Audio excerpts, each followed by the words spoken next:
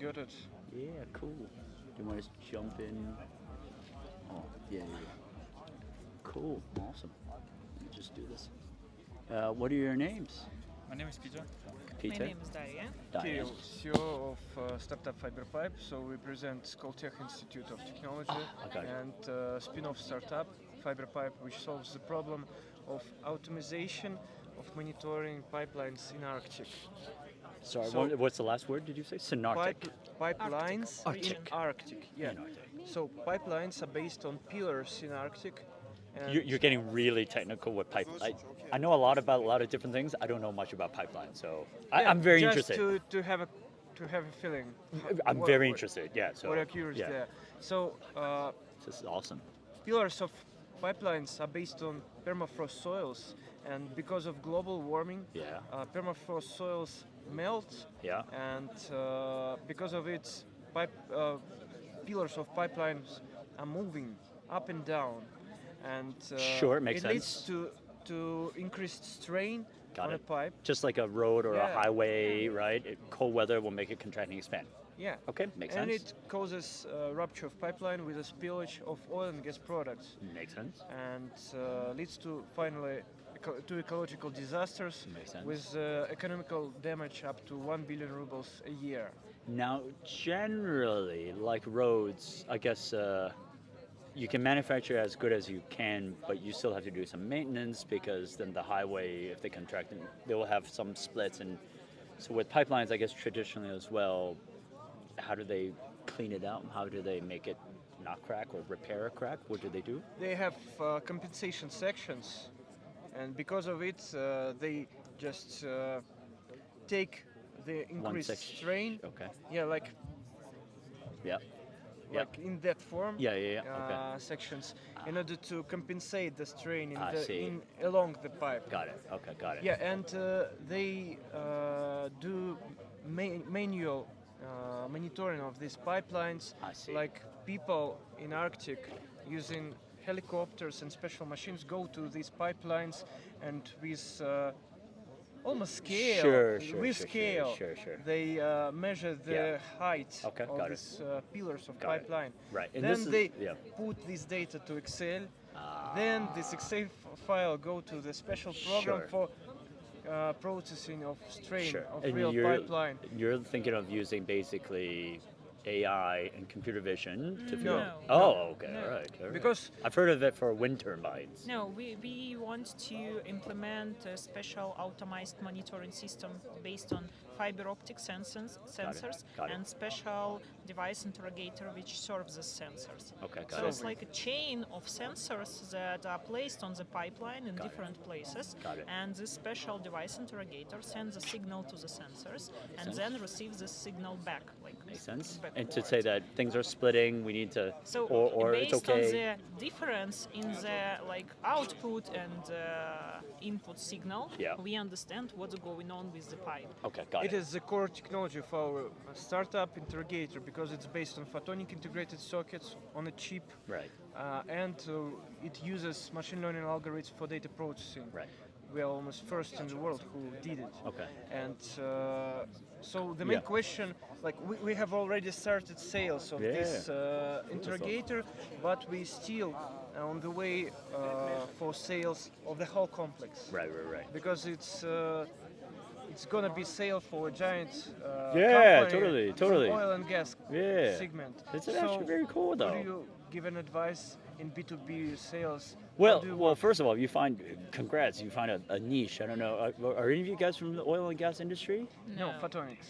Photonics, programming. But then you realize that you could do this for pipelines. Yeah, because Gazprom Neft asked, like, Oh, that's they a company. announced a challenge that there is a problem and we would like to see. solve it. I see, and that's how you we came across realize it. that we using our technology we can do Yes, it. I see. That's cool. And then just one more question because this is fascinating. This is a problem only in the Arctic, underwater.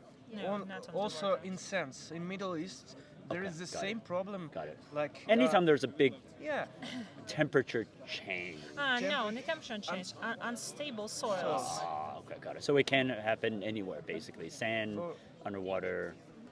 underwater, I think there are other swamps, technology for of instance. pipelines. Okay. But Sonatrach, it's Algerian company. They have already installed such a system from Huawei for 10 kilometers Yeah. for predictive monitoring of Right. structural Right. health of pipeline. Okay, well, let's get to. I've understood it. Again, I find this fascinating. I have friends that are in oil gas. I have friends that are, being consultants for oil and gas industry. So happy to help out there. B2B sales, oh, cool. Thank you. And then I'm on LinkedIn here. Yeah. Oh yeah, you took a picture. Yeah. B2B sales, always going to be hard. There's no magic bullet. There's nothing I can say in 10 minutes that will solve everything for you. It's just time. It's just relationships, trusted advisors, right? So, like my friend, right, who's been in oil and gas, he will have the relationships with the people in oil and gas, and then you talk to them, and then you build a relationship. That's you probably talk to like subcontractors, right? So usually, again, I don't know much about pipeline, but I'm sure there are maintenance companies, right, associated with these pipelines. So you can be like a subcontractor to them. So you work on the same contract. Do you have any? Do you know? You know how consultants work or contractors work? More or less. You more or less. Okay, so you kind of know. Especially government contracts, oftentimes they have a vendor list. And if you're not on the approved vendor list, it takes time to get on the vendor list. And then once you're on the vendor list and you have to bid for contracts, it just takes time, right? And you're a startup, you don't have all the time. So what you can do is be a subcontractor to that. The contractor firms that actually are on the list, that have the relationships, and then might be the fastest way to break into that. Have you been exploring that already? Subcontracting You mean relation? subcontracts? No, Okay. not now. Okay. Because we now have been focusing on we have focusing on the technology, on Okay. the field testing of Got that. it. Got it. Like we negotiate with Gazprom Neft currently Sure. to entrance Sure. these field tests. Got it. Because we have already come up with scaled down pipeline Yeah. in Skoltech, Yeah. like 12 meters Yeah. in row Yeah. with Yeah. I can show you. Okay. which Has- mimics a strain of a real pipe. Has Gazprom have they said they want to invest They have already gave us money, as we a grant or as a grant, invest? as a price of competition. Okay, right. But it was a grant. Okay. Yeah. Here's also something to think about. If Gazprom wants to invest, actually try your best to say no. It happens a lot. So when you win these competitions, they like you. They want to be involved. But the moment you work with like a Gazprom, again, I don't know your industry, right? But once you work with one, some of the other ones might say, we don't want to work with you. So as a start, you want to work with as many different pipelines and this Gazprom, I guess Shell, BP, stuff like that, right? So try to think about that. You have to be quite strategic in how you get investments. But your B2B sales, you basically will need somebody dedicated, like a team member, to do B2B sales, someone that has relationships and stuff like that. So again, I can't tell you any advice that 10 minutes will change your fate, but that is the strategy. Relationships, find someone that knows the industry. They're the ones that can be selling because they know what's needed. And to take this, in order for you to become a bigger company and get revenue and stuff like that.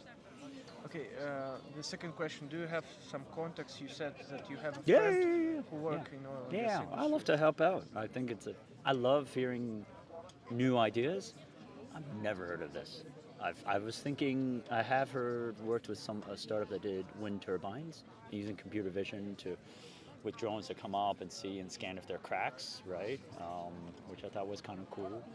We've got an insight that it doesn't work in Arctic because Harsh weather. Of course. considerable winter. Oh, which is why you're like, no, it doesn't Yeah. work. Yeah, it doesn't Oh, work. okay. Yeah, so let's connect. Happy to help. Really cool idea.